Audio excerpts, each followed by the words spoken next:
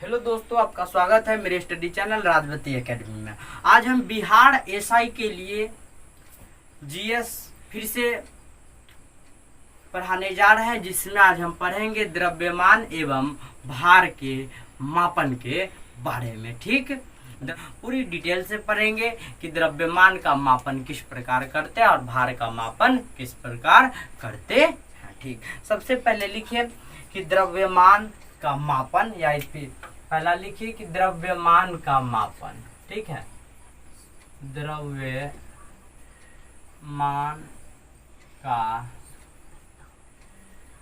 मापन। ठीक है, द्रव्यमान का मापन लिखिए। द्रव्यमान पहले द्रव्यमान समझिए कि द्रव्यमान क्या है। किसी पदार्थ का द्रव्यमान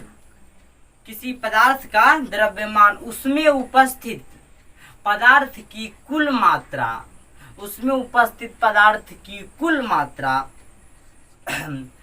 ही होता है। ठीक है, किसी पदार्थ का द्रव्यमान उसमें उपस्थित पदार्थ की कुल मात्रा ही होता है। ठीक है, लिखिए सबसे पहले किसी पदार्थ का द्रव्यमान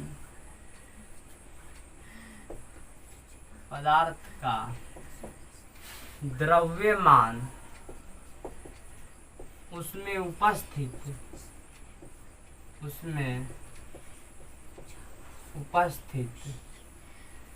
पदार्थ के उसमें उपस्थित द्रव्य के मात्रा, उसमें उपस्थित द्रव्य के मात्रा होती है। ठीक है, मात्रा होती है। किसी पदार्थ का द्रव्यमान उसमें उपस्थित द्रव्य की मात्रा होती है कि कितना द्रव्य उसमें उपस्थित है। किसी पदार्थ का द्रव्यमान, the mass of the substance is the amount of the matter present in it। यानी कि किसी पदार्थ का द्रव्यमान उसमें उपस्थित पदार्थ की कुल मात्रा ही होता है। वही क्या कहलाता है? द्रव्यमान कहलाता है। वह क्या कहलाता है? तो द्रव्यमान कहलाता है। लिखिए, द्रव्यमान हमेशा संरक्षित रहती है, संरक्षित एवं नियत रहती है। क्या रहती है? नियत रहती है। द्रव्यमान हमेशा संरक्षित एवं नियत रहती है। आगे हम पढ़ाएंगे द्रव्यमान संरक्षण सिद्धांत। उसमें बताया गया कि द्रव्यमान हमेशा नियत होगा, न तो इसे क्या किया जाएगा? प्रोडक्ट किया जाएगा, न तो इसे क्या किया जाएगा? नष्ट किया जाएगा। इसे केवल एक रूप से दूसरे रूप में कन्वर्ट किया जा सकता। जैसे कि 100 ग्राम क्या CaCO3 है, तो इसको हम CaO प्लस CO2 लिख सकते हैं कि नहीं। 56 ग्राम कैल्शियम ऑक्साइड। ठीक है, और कितना होगा? यह 44 ग्राम इसमें बदल देंगे कार्बन डाइऑक्साइड में। इस प्रकार इसको हम बदल सकते हैं, लेकिन इसको तोड़ नहीं सकते हैं। तो किसी पदार्थ का द्रव्यमान उसमें उपस्थित द्रव्य की मात्रा होती है। द्रव्यमान हमेशा क्या एवं द्रव्यमान हमेशा संरक्षित एवं क्या होती है? नियत होती है। क्या होती है? नियत होती है। लिखिए, प्रयोगशाला में द्रव्यमान को मापने के लिए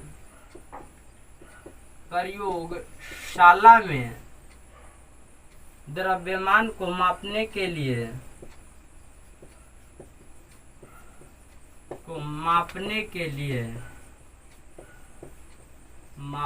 के लिए प्रयोगशाला में द्रव्यमान को मापने के लिए वैश्लेषिक तुला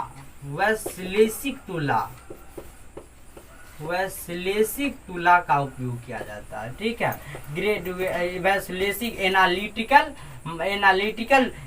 वैश्लेषिक तुला का क्या किया जाता है? उपयोग किया जाता है। किसका? वैश्लेषिक तुला का। एनालिटिकल बैलेंस, वैश्लेषिक तुला का उपयोग किया जाता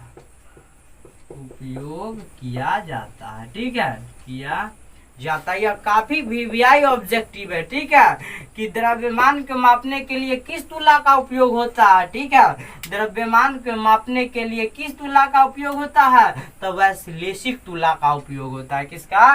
वैश्लेषिक तुला का क्या होता है? उपयोग किया जाता है। ठीक है, यहाँ तक तो समझ लिए होइएगा। सबसे पहले समझिए द्रव्यमान क्या है। किसी पदार्थ का द्रव्यमान उसमें उपस्थित द्रव की मात्रा होती है। किसी पदार्थ का द्रव्यमान उसमें उपस्थित द्रव्य की मात्रा होती है। The mass of substance is the amount of matter present in it, यानी कि किसी पदार्थ का द्रव्यमान उसमें उपस्थित पदार्थ की क्या है, मात्रा है। जैसे यह भी एक पदार्थ है, इसमें क्या है, जैसे कि मैं ले लेता हूँ बैग। ठीक है, यह एक क्या बैग है मेरे पास। ठीक, इस बैग का द्रव्यमान कितना, इस बैग में जो सामान उपस्थित पूरा रखा गया है 2 kg है, तो इस क्या होगा, इसका द्रव्यमान भी 2 kg होगा, जिससे जिससे बना हुआ है, मेड बना हुआ। यानी किसी पदार्थ का द्रव्यमान उसमें उपस्थित द्रव्यमान का कुल मात्रा है। तो यानी कि इस बैग को बनाने में कितना द्रव्यमान अभी तक इसमें लगा है, तो वही इसका द्रव्यमान, यानी कि माना कि द्रव्यमान 2 kg, यानी कि बैग बनाने में 2 kg द्रव्यमान की आवश्यकता हुई। भाई यही तो है, यानी कि किसी पदार्थ का द्रव्यमान उसमें उपस्थित द्रव्य की कुल मात्रा है। द्रव नहीं, द्रव्य की कुल मात्रा। द्रव्यमान हमेशा संरक्षित एवं नियत रहती है। यानी कि आपके सर पढ़ा दिए होंगे 10th में ही कि द्रव्यमान हमेशा क्या होती है, संरक्षित होती है। इसे नष्ट कभी नहीं किया जा सकता है, इसे केवल एक रूप से दूसरे रूप में बदला जा सकता है। ठीक है, बदला जा। प्रयोगशाला में द्रव्यमान को मापने के लिए वैश्लेषिक तुला का उपयोग किया जाता है। अगर ऑब्जेक्टिव पूछा जा सकता है आपके एग्जाम में कि प्रयोगशाला में द्रव्यमान को मापने के लिए किसका उपयोग किया जाता है, तो वैश्लेषिक तुला का उपयोग किया जाता है। लिखिए अब इसके बाद लिखिए, इसमें एरो देखिए, एरो लेके 5-7 पॉइंट है। लिखिए पहले फॉर्मूला इसका लिख लीजिए, घनत्व बराबर, ठीक है, द्रव्यमान बट्टा आयतन, द्रव्यमान बट्टा आयतन। होता है कि ना होता है, तो कहिएगा यस सर, होता तो है। ठीक, तो होता है तो चलते हैं अब हम। तो द्रव्य लिखिए यहाँ पे, द्रव्यमान बराबर क्या लिख सकते हैं, आयतन गुना घनत्व। लिख सकते हैं कि ना, लिख सकते हैं। आप कहिएगा यस सर, पूरी तरह हम लिख सकते हैं। अब देखिए आयतन का हम पढ़ाए होंगे, आयतन का एसआई मात्रक, एसआई मात्रक क्या होता है, मीटर क्यूब होता है, जब हम वॉल्यूम मेजरमेंट और डेंसिटी मेजरमेंट पढ़ाए होंगे। ठीक है, और घनत्व के मात्रक कितना होता है, घनत्व का मात्रक ना होता है मीटर केजी पर मीटर क्यूब। ठीक है, यही ना होता है, केजी पर मीटर क्यूब। अब देखिए तो मीटर क्यूब गुना केजी पर मीटर क्यूब, कि मीटर सिर्फ से मीटर क्यूब कट गया, इसीलिए एसआई मात्रक कितना हो गया द्रव्यमान का, केजी। कितना आ गया, केजी। तो द्रव्यमान का एसआई मात्रक कितना आ गया, तो केजी आ गया। कोई पूछेगा कि द्रव्यमान का एसआई मात्रक कितना है, द्रव्यमान का एसआई मात्रक तो केजी होता है। यहाँ तक आप पूरी तरह क्या हो गई होगा, सेटिस्फाइड हो गए होइएगा। सबसे पहले इतना तक आप क्या कर लीजिए, नोट कर लीजिए। अब हम आगे पढ़ा रहे हैं कि इसी में कि द्रव्यमान का सीजीएस मात्रक और किस किस चीज में द्रव्यमान को मेजर किया जाता है। ठीक है,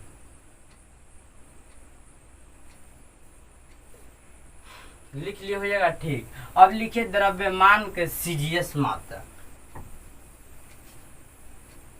यह क्या था, एसआई मात्रक और सीजीएस मात्रक। अब क्या कर रहे हैं, पढ़ा रहे हैं। ठीक है, लिखिए द्रव्यमान के सीजीएस मात्रक, यह मिटा दीजिए, कोई दिक्कत नहीं है। लिखिए द्रव्यमान के सीजीएस मात्रक ग्राम होता है। फिर एरो दे के लिखिए द्रव्यमान के सीजीएस मात्रक, सीजीएस मात्रक ग्राम होता है। क्या होता है, ग्राम होता है, जीएम ग्राम होता है। ठीक है, यह केजी होता है किलोग्राम, और यह क्या होता है, जीएम ग्राम। इसीलिए 1 केजी बराबर हम लोग बचपन से पढ़ते आए हैं 1000 ग्राम। पढ़ते आए हैं कि ना, 1 केजी बराबर 1000 ग्राम। ठीक, अगला लिखिए foot pound second, FPS unit. द्रव्यमान का, द्रव्यमान का FPS unit, FPS unit, FPS unit इसको कहते हैं फुट पाउंड सेकेंड। क्या कहते हैं? Foot pound second. द्रव्यमान का एफपीएस इकाई या एफपीएस मात्रक, इसको कहते हैं फुट पाउंड सेकेंड। इसको यहाँ से लिखिए foot pound second. Foot pound second, मात्रक पाउंड होता है। मात्रक कितना होता है? पाउंड होता है। कितना है? पाउंड होता है।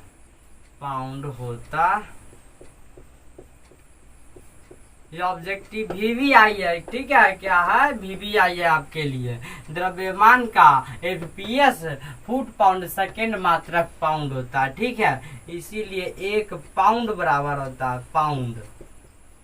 1 पाउंड बराबर 453.6 ग्राम, ठीक है। 453.6 ग्राम, ठीक है। और यही ऑब्जेक्टिव में अगर आपसे पूछ दे कि केजी में कितना होगा तो बच्चा वहां पे ही फंस जाता है। 1 पाउंड बराबर, ठीक है, 453.6 है और 1 केजी बराबर कितना? 1000 ग्राम। इसे लिख सकते हैं 1 ग्राम बराबर 1/1000 केजी। नहीं लिख सकते क्या?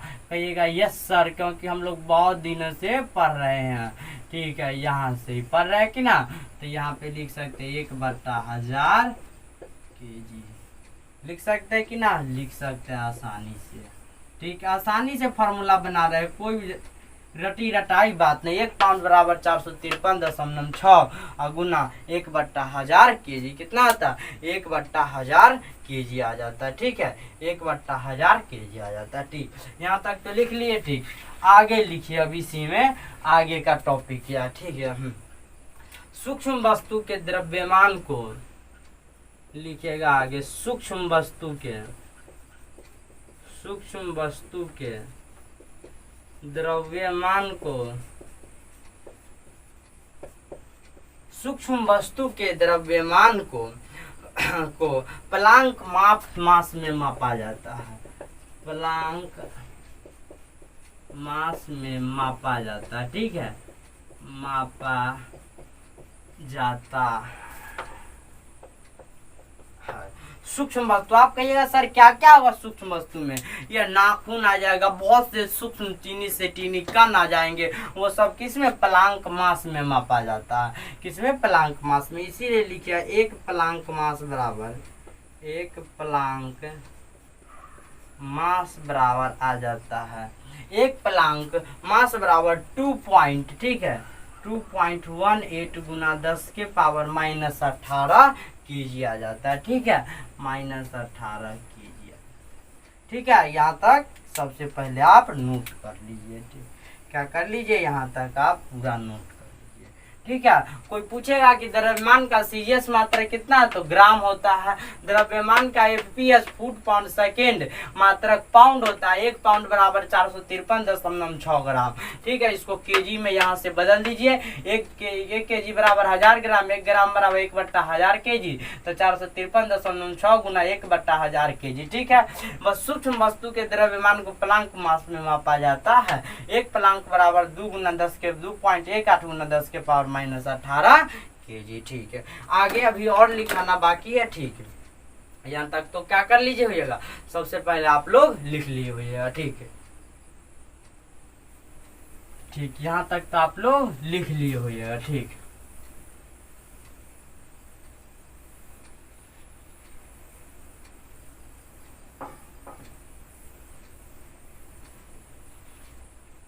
आगे इसी में लिखिए सबसे पहले।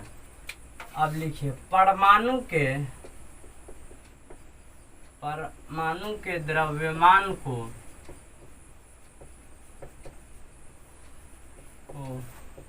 AMU में मापा जाता है। AMU में मापा जाता है, ठीक है, मापा जाता है। तो आप कहिएगा सर 1 AMU कितना के बराबर होता है, तो 1.66 गुना 10 के पावर -27 केजी के बराबर, ठीक है। अभी ही पढ़े हैं कितना कि 1 केजी बराबर 1000 ग्राम, पढ़ने में कोई दिक्कत हुआ है? तो कोई दिक्कत नहीं, ठीक, कोई दिक्कत नहीं हुआ है अभी तक। तो 1 kg बराबर 10 के पावर 3 ग्राम मैं लिख सकते हूँ कि नहीं? आसानी से लिख सकता हूँ, ठीक है। तो 1 AMU बराबर 1.66 गुना 10 के पावर -24 गुना 27 गुना 10 के पावर 3 ग्राम। 1 kg बराबर 10 के पावर 3 ग्राम, kg के जगह पर यह पुट कर दिए तो 1 AMU बराबर आ गया 1.66 गुना 10 के पावर -24।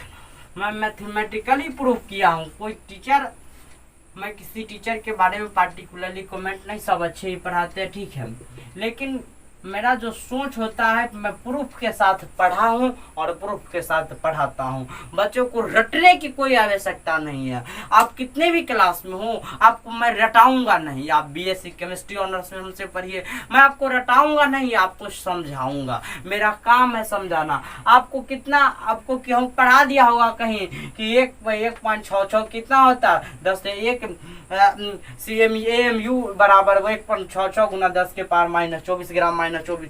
मैं यहाँ क्या कर दिया, आपको प्रूफ ही कर दिया कि 1 kg बराबर इतना, तो 1 ग्राम बराबर 1 AMU बराबर इतना ग्राम आ जाता है, ठीक। आगे लिखिए, वर्तमान समय में, ठीक है, अब जो नया डेरिवेशन आ गया है, वर्तमान समय में द्रव्यमान को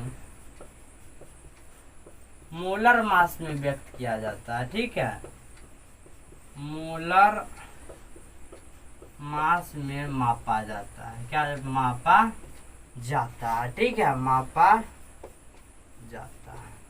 तो आप कहिएगा 1 मोलर मास कितना के बराबर होता है?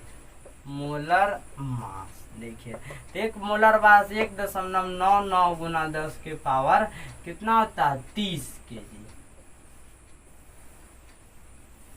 यही आ गया, ठीक है। 1 मोलर मास बराबर 1.99 गुना 10 के पावर 30 kg, ठीक है। यह क्या है? 1 मोलर मास है। कितना है? 1 मोलर मास है। 1 मोलर मास बराबर 10 के पावर 30 kg। अब एक में और इसमें क्या करना है, टॉपिक लिखना है। सबसे पहले यह समझ में आ गया होगा कि परमाणु के द्रव्यमान को AMU में व्यक्त किया जाता है। 1 AMU बराबर 1.66 गुना 10 के पावर -27 kg।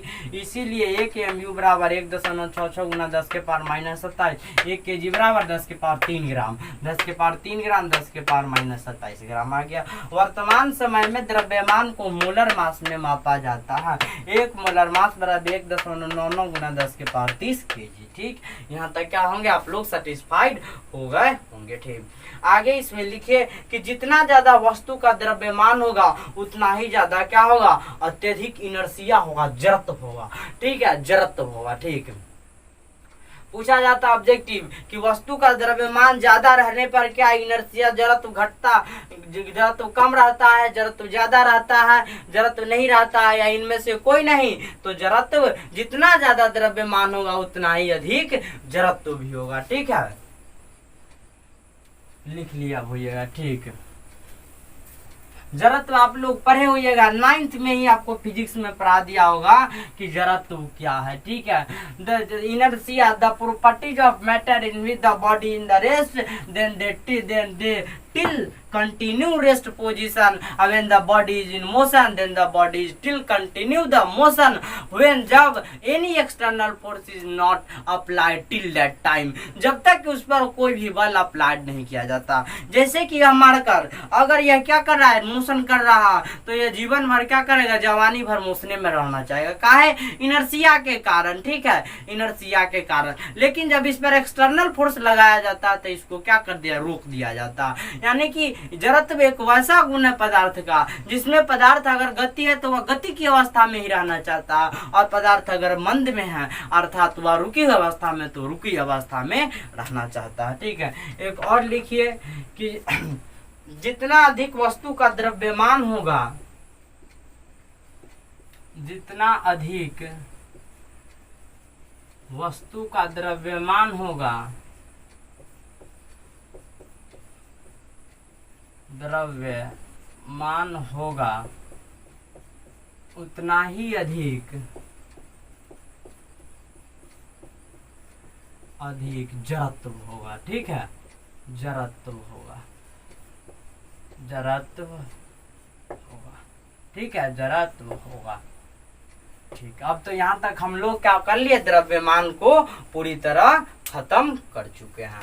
खत्म कर दिए कि नहीं। अब कोई पूछेगा कि द्रव्यमान क्या है, तो सीधा कहिएगा किसी वस्तु का द्रव्यमान, किसी वस्तु का द्रव्यमान उसमें उपस्थित पदार्थ की कुल मात्रा के बराबर होता है। पदार्थ की कुल मात्रा ही होती है, वही द्रव्यमान। द्रव्यमान का एसआई मात्रक केजी होता है। द्रव्यमान हमेशा संरक्षित रहता है। प्रयोगशाला में द्रव्यमान को मापने के लिए वैश्लेषिक तुला का उपयोग किया जाता है। ये ऑब्जेक्टिव बार बार पूछे हुआ है कॉम्पिटिटिव एग्जाम में। ठीक है, और टॉप कॉम्पिटिटिव एग्जाम में पूछा हुआ है कि द्रव्यमान का मापने के लिए किस तुला का उपयोग किया जाता है, तो वैश्लेषिक तुला का उपयोग किया जाता है। ठीक है, अगला पूछता है कि द्रव्यमान का एफपीएस फुट पाउंड सेकेंड में यूनिट कितना होता है, तो पाउंड।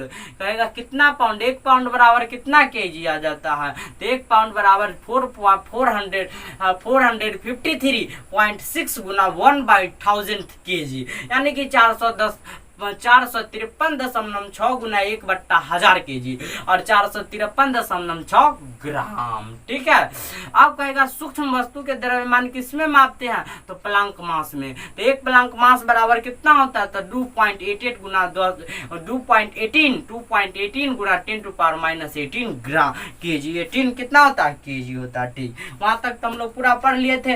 और एटम परमाणु के द्रव्यमान को किसमें मापते हैं, एएमयू में। 1 एमयू बराबर 1.67 गुना 10⁻⁻27 केजी। ठीक है, 66 भी लिख सकते हैं।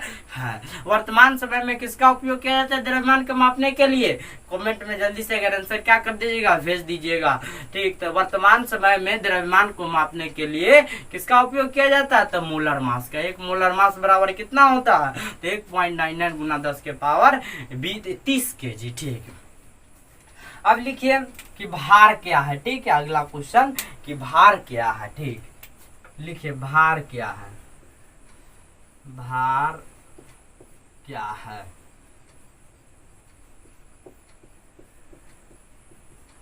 ठीक है, लिखिए कि भार क्या है। ठीक है, भार क्या है। ठीक, लिखिए किसी भार एक प्रकार का बल है। ठीक है, भार एक प्रकार का क्या है, बल है। यह क्वेश्चन है, लिखिए आंसर में। लिखिए भार एक प्रकार का बल, तो वेट इज द फोर्स, यानी कि भार एक प्रकार का क्या है, बल है, जिससे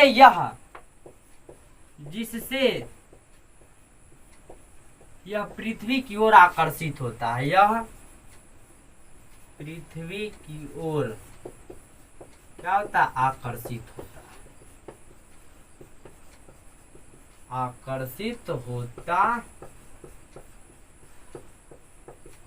ठीक है, भार एक प्रकार का बल है जिससे यह पृथ्वी की ओर क्या होता है, आकर्षित। 9th में हम लोग के सर जी पढ़ाए थे F बराबर ma, यानी कि mass the product of the mass and acceleration is called as the force. लेकिन जहाँ ऊपर से नीचे की तरफ आएंगे, देखिए ऊपर से किसकी तरफ, नीचे की तरफ आएंगे।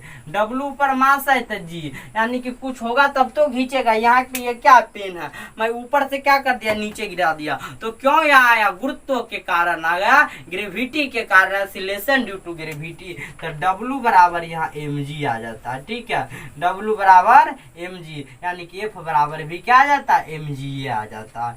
F बराबर भी अब mg आ जाएगा।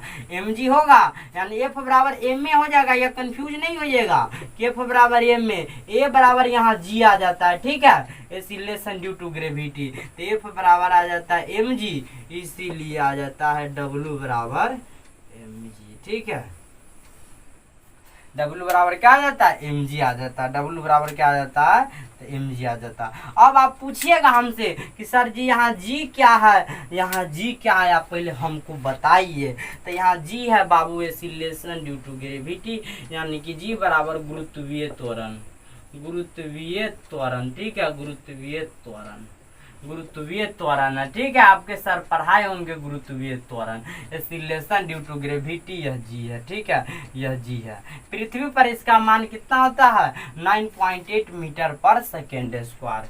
पृथ्वी पर यहाँ पे लिख लीजिएगा, पृथ्वी पर जी का मान ठीक है, लिख लीजिएगा 9.8 मीटर पर सेकेंड स्क्वायर। कितना, इतना ही होता है, 9.8 मीटर पर सेकेंड स्क्वायर होता है, ठीक है। यहाँ पे लिख लीजिएगा होता है,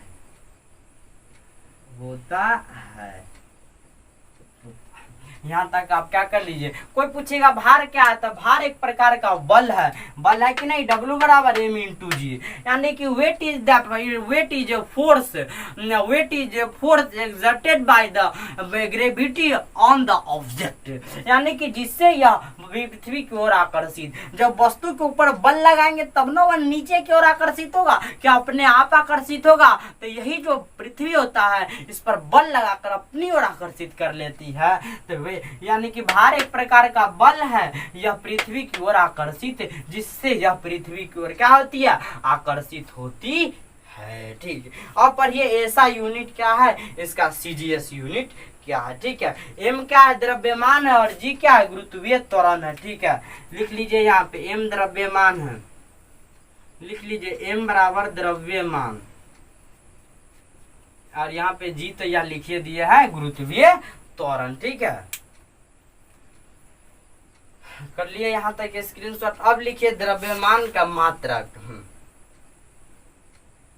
पृथ्वी पर जी का मान 9.8 मीटर पर सेकेंड स्क्वायर होता है, ठीक है।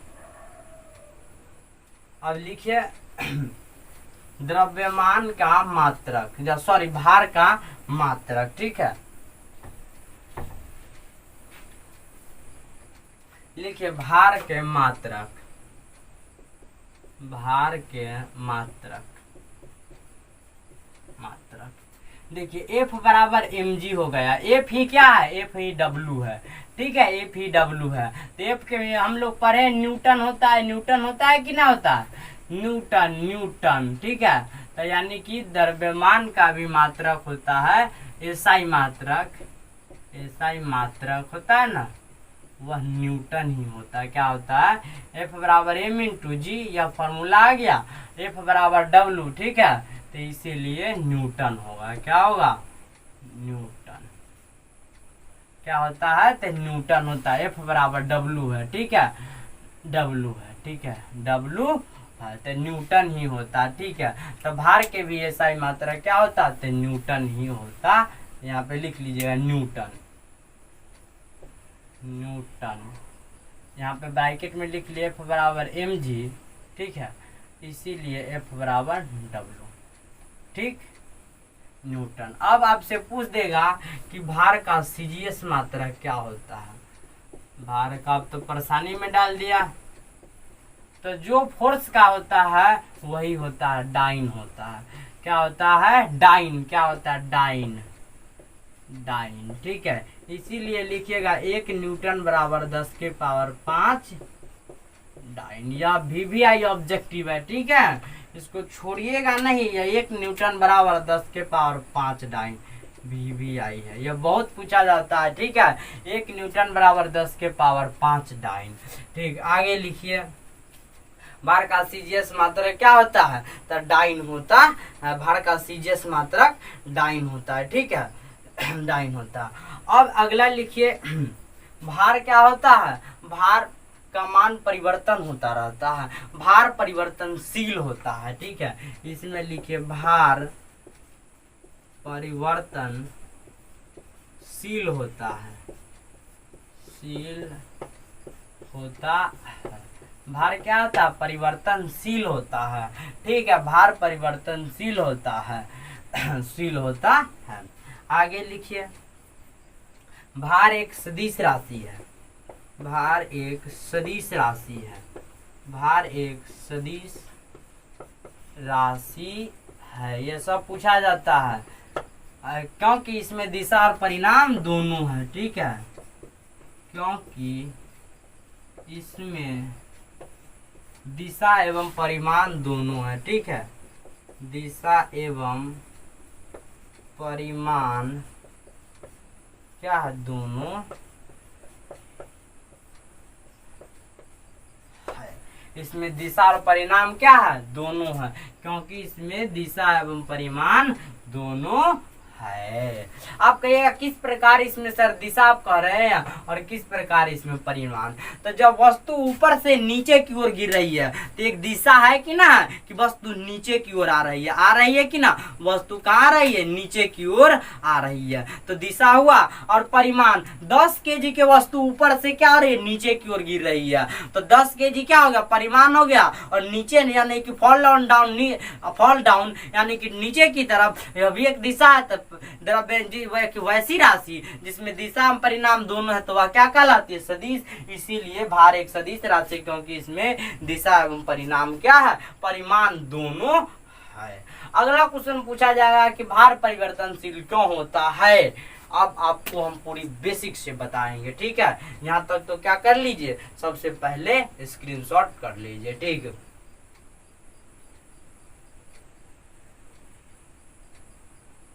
अब लिखिए आगे कि भार परिवर्तनशील क्यों होता है, ठीक है। अब लिखिए आगे भार परिवर्तनशील क्यों होता है, लिखिए भार परिवर्तनशील क्यों होता है। कोई आपसे पूछ दे कि परिवर्तनशील क्यों होता है, ठीक, तो लिखिए भार परिवर्तनशील क्यों होता है। लिखिए भार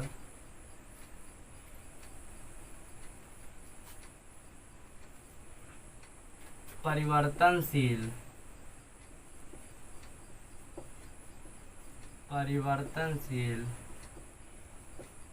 इसलिए होता है कि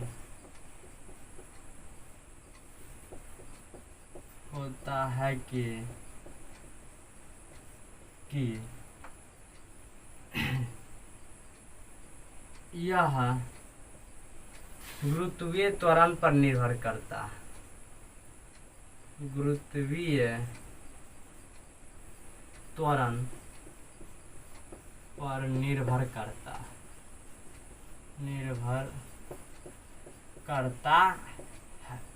गुरुत्वीय त्वरण का मान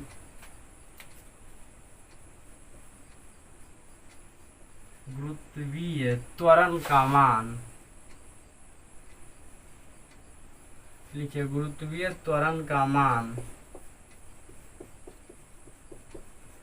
सभी जगहों पर विभिन्न जगहों पर बदलता रहता है, विभिन्न जगह पर बदलता रहता है, इसीलिए ठीक है, भार परिवर्तनशील होता है, ठीक है।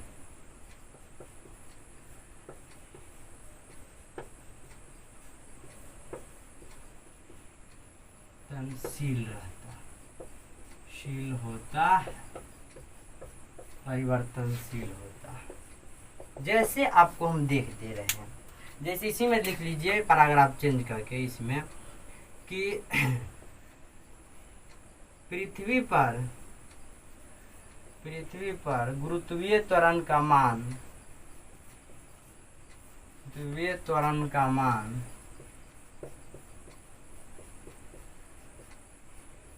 9.8 मीटर पर सेकेंड स्क्वायर है एवं चंद्रमा पर 1.6 मीटर पर सेकेंड स्क्वायर है, ठीक है। अब इसको हम अब तो समझ में आ गए होइएगा कि भार परिवर्तनशील इसलिए होता है कि यह गुरुत्वीय त्वरण पर निर्भर करता है। गुरुत्वीय त्वरण को जी से सूचित करते, ठीक है, जी पर निर्भर करता है। गुरुत्वीय त्वरण का मान विभिन्न जगह पर बदलता रहता है, इसलिए भार परिवर्तनशील होता है। कि पृथ्वी पर गुरुत्वीय त्वरण का मान 9.8 मीटर पर सेकेंड स्क्वायर होता है एवं चंद्रमा पर 1.6 मीटर पर सेकेंड स्क्वायर होता है, ठीक, अब हम आपको दे रहे हैं क्वेश्चन कि ठीक है कि किस प्रकार भार देखिए बदलता है किसी वस्तु का। ठीक है, किसी वस्तु का भार किस प्रकार क्या करता है, बदलता रहता है। ठीक,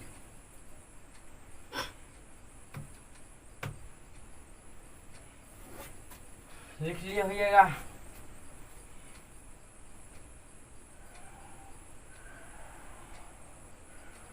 ठीक, आगे लिखिए। अब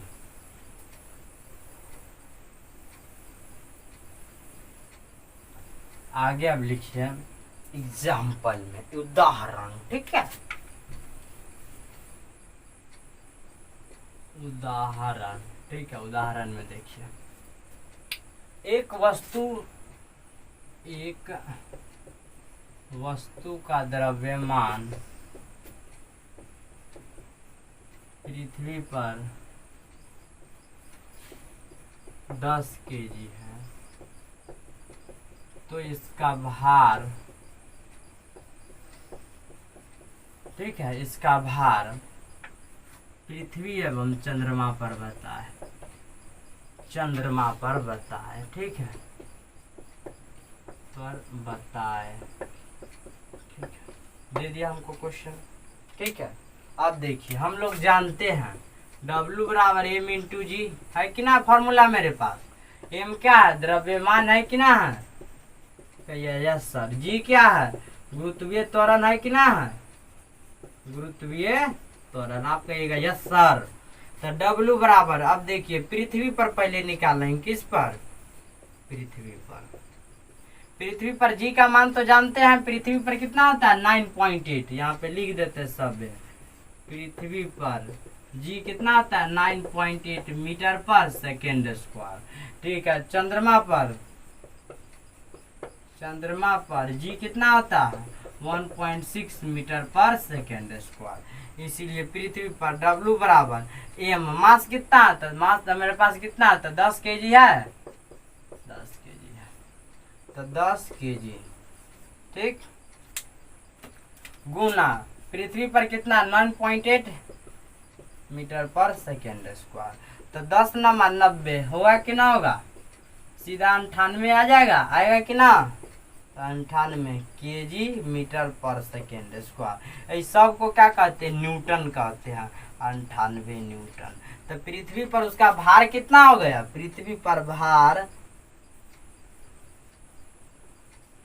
98 न्यूटन आ गया, आया कि ना आया। तो आप कहेगा यस सर, पृथ्वी पर 10 केजी वस्तु का भार 98 न्यूटन आया, क्योंकि भार का ऐसा ही मात्रा, कभी पर है न्यूटन, तो इसका चंद्रमा पर कितना होगा। ठीक है, तब यहाँ पे देखिए, इसीलिए चंद्रमा पर कितना होगा। ठीक, आप कहिएगा कि सर चंद्रमा पर कितना होगा। ठीक है, देखिए इसीलिए चंद्रमा पर भार कितना। अब निकालेंगे चंद्रमा पर। ठीक है, तो फिर भी लिखेंगे वहां W बराबर लिखेंगे m इंटू जी। W बराबर m कितना, तो 10 केजी रहेगा, लेकिन acceleration due to gravity 1.6 metre पर सेकेंड स्क्वायर।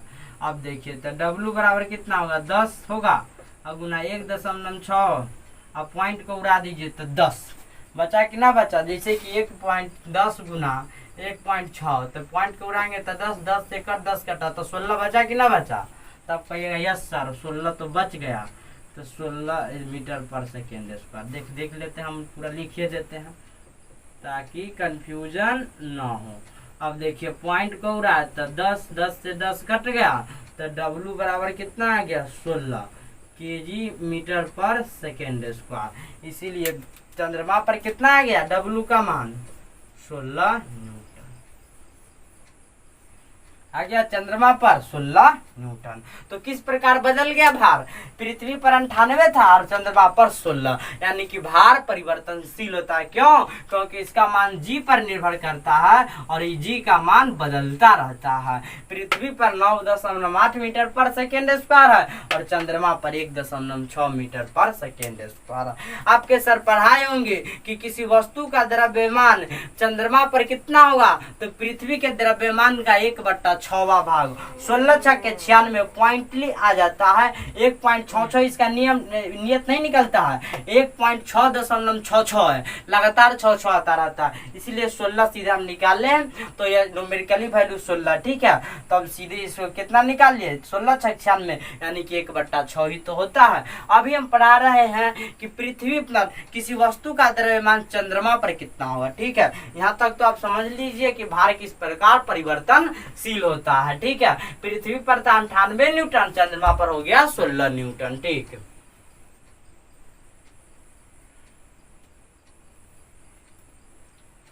कर लिए होइएगा स्क्रीनशॉट, ठीक। अब देखिए अगला क्वेश्चन कि चंद्रमा पर किसी वस्तु का द्रव्यमान कितना होता है, ठीक। लिखिए क्वेश्चन, किसी वस्तु का द्रव्यमान चंद्रमा पर कितना होगा, कोई आपसे पूछ सकता है। लिखिए, किसी वस्तु का द्रव्यमान चंद्रमा पर कितना होगा, ठीक है। चंद्रमा पर कितना होगा, कितना होगा, ठीक है। लिखिए आंसर में लिखिए, लिखिए चंद्रमा पर किसी वस्तु का द्रव्यमान, वस्तु का द्रव्यमान पृथ्वी के द्रव्यमान का,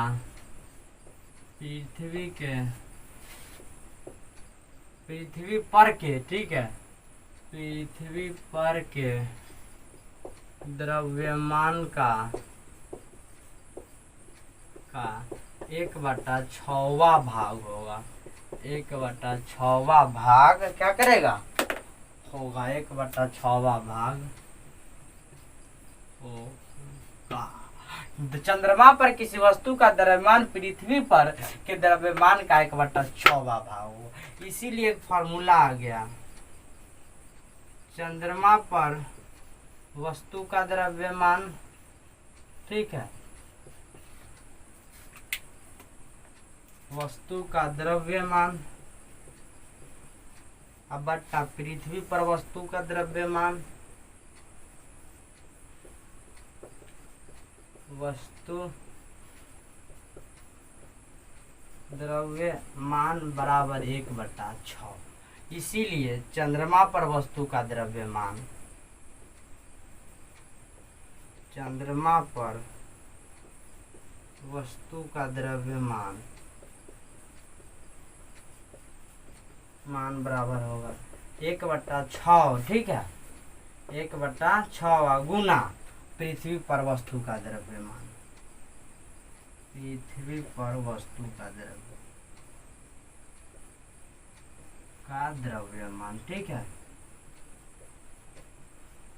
ये VVI क्या है, यह VVI फॉर्मूला है, ठीक है। यह फॉर्मूला VVI है और यह फॉर्मूला से क्या किया जाता है, सवाल बार बार एग्जाम में पूछ लिए गए हैं। कोई पूछ देगा यदि कोई वस्तु पृथ्वी पर कितना केजी का है, 2 मिनट रुक जाइए, मार्कर में रख लेते हैं। तो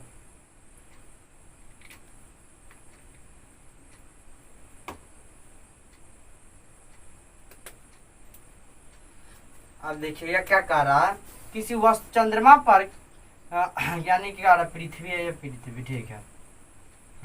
चंद्रमा पर किसी वस्तु का द्रव्यमान पृथ्वी के द्रव्यमान का 1/6 भाग हुआ, 1/6 भाग होगा। अब तो यहाँ तो हम समझ गए, ठीक।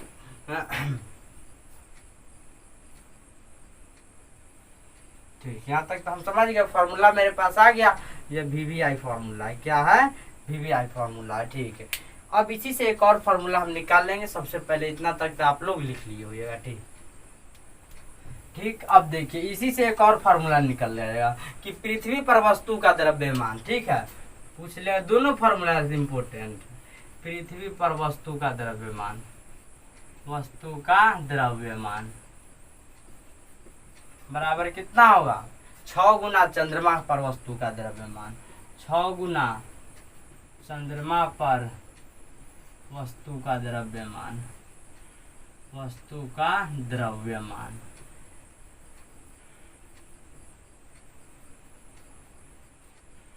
वस्तु का द्रव्यमान। यह एक और मेरे पास फॉर्मूला आ गया। हम फॉर्मूला एक से एक निकाल देंगे आपको, ठीक है।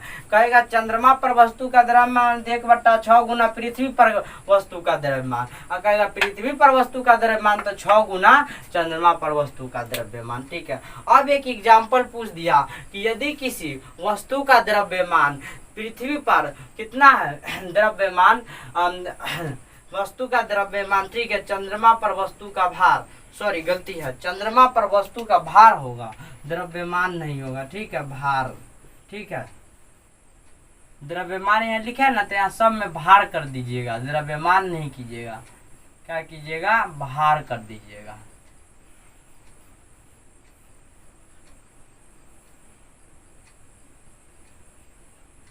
भार, ठीक है, द्रव्यमान नहीं, द्रव्यमान गलत है, भार। सब तक जहाँ पे लिख लिए होइएगा ना भार भी इस क्वेश्चन में, तो सब में भार कर दीजिएगा, ठीक है। वस्तु का भार इतना होता है, ठीक है, लिख लिया। अब आपको कोई पूछ दे, यह तो हम लोग जान गए, अब आपसे कोई पूछ दे ऑब्जेक्टिव किसी वस्तु का भार, ठीक है, पृथ्वी पर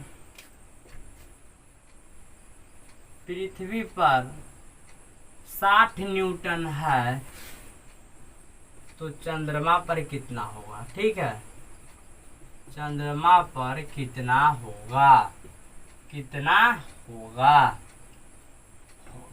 इसीलिए लगाएंगे फॉर्मूला कि चंद्रमा पर वस्तु का द्रव्यमान, यही ना, वस्तु का भार, भार बराबर कितना निकालेंगे, 1/6 गुना किसका किसी वस्तु का भार, चंद्रमा पर किसी वस्तु का भार कितना होगा, तो 1/6 और गुना कितना निकलेगा, पृथ्वी पर वस्तु का भार निकलेगा कि ना निकलेगा,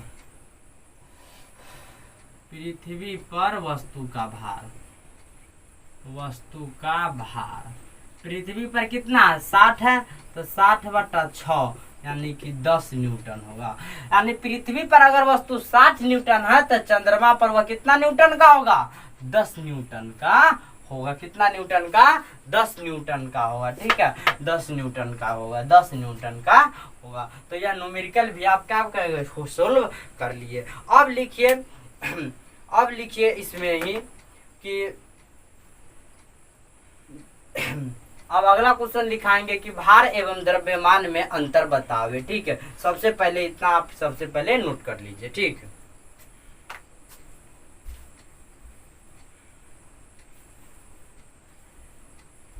अब लिखिए द्रव्यमान एवं भार में अंतर बतावे, ठीक है।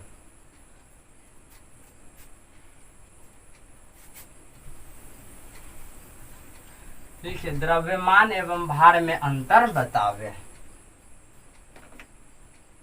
पहले एक नोट लिख लीजिएगा, चंद्रमा का भार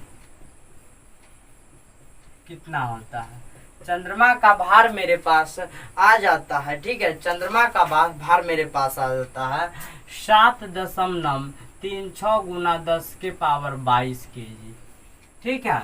और चंद्रमा का त्रिज्या देख लीजिए, चंद्रमा का त्रिज्या ये पूछा जाता है, चंद्रमा का त्रिज्या, ठीक है। चंद्रमा का त्रिज्या लिख लीजिए 1.74 गुना 10⁻6 मीटर, ठीक है, 6 मीटर, 10⁻6 मीटर। चंद्रमा का यह क्या है मेरे पास, त्रिज्या है 6 मीटर, 1.74 गुना 10⁻6 मीटर। यह क्या करिए, लिख लीजिए। अब लिखिए इसी में अब लिखिए, ठीक है, कि द्रव्यमान और भार में अंतर स्पष्ट कीजिए। यहाँ पर तो लिख लिए होइएगा, ठीक है, यह तो लिख लिएगा। चंद्रमा का भार 7.310⁻22 kg, चंद्रमा का त्रिज्या इतना, ठीक है। अब लिखिए कि चंद्रमा सॉरी भार एवं द्रव्यमान में अंतर बताए, मान में अंतर बताए, ठीक है, अंतर बताए। एक तरफ द्रव्यमान एक तरफ भार, ठीक है, एक तरफ भार लिख लीजिए। लिखिए द्रव्यमान संरक्षित रहता है, द्रव्यमान हमेशा संरक्षित रहता है, नियत एवं संरक्षित रहता है, संरक्षित रहता है।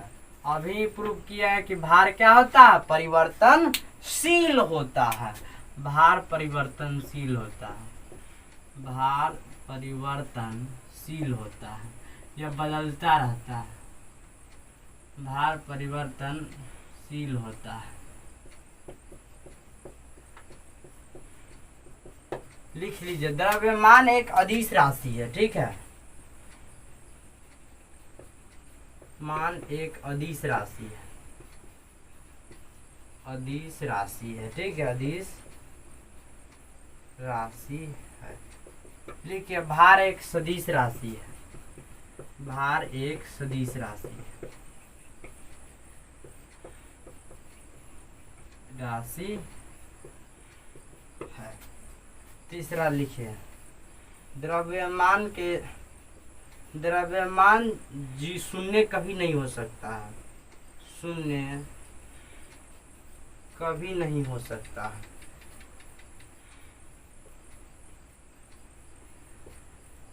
सकता है। लिखिए भार शून्य हो सकता है, भार शून्य हो सकता है, ठीक है, शून्य हो सकता है, ठीक है, क्योंकि यह जी पर निर्भर, जी पर क्या है, निर्भर, निर्भर। जी का मान क्या अलग अलग है, W बराबर m इंटू जी लिखेंगे, अगर जी बराबर 0 आ गया तो क्या होगा, W बराबर 0 आएगा कि ना आएगा, आसानी से आ जाएगा। इसीलिए भार शून्य हो सकता है, क्योंकि यह क्या करता है, जी पर निर्भर करता है, किसके पर निर्भर करता है, जी पर निर्भर करता है। लेकिन क्या है, द्रव्यमान कभी भी शून्य नहीं हो सकता, द्रव्यमान कभी भी शून्य नहीं हो सकता। 3 गो यहाँ तक हुआ, इसमें लगभग 4 गो लिखाएंगे, एक और लिखाना है। सबसे पहले यहाँ तक क्या कर लीजिए, आप लिख लीजिए, ठीक,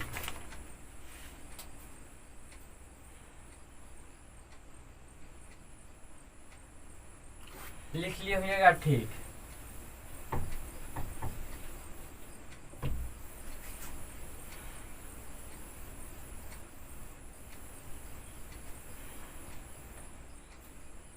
लिखिए भार के एसआई मात्रक, चौथा सॉरी द्रव्यमान के एसआई मात्रक, ठीक है, केजी होता है। लिखिए इसमें 4 में भार का एसआई मात्रक न्यूटन होता है, भार के एसआई मात्रक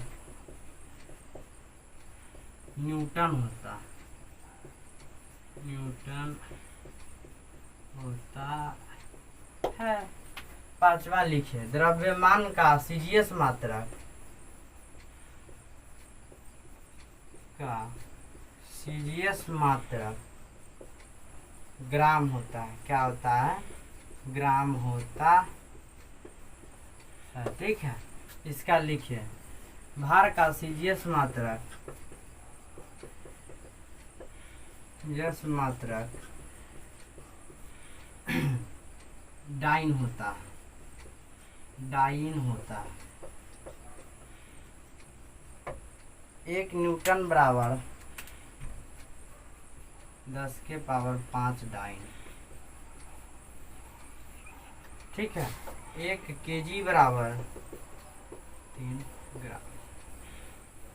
सबसे पहले क्या कर लीजिए आप, इतना तक स्क्रीनशॉट आप आसानी से कर सकते हैं, ठीक है।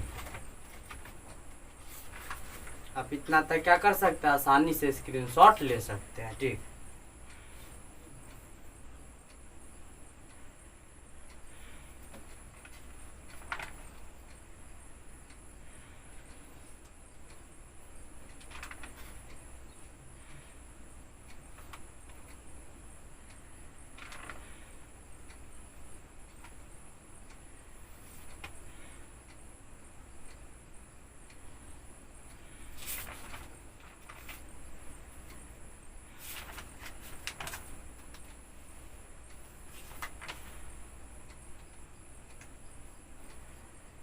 इतना तक क्या कर लिए हो या लिख लीजिएगा। तो आज के क्लास में हम लोग इतना ही तक पढ़ेंगे।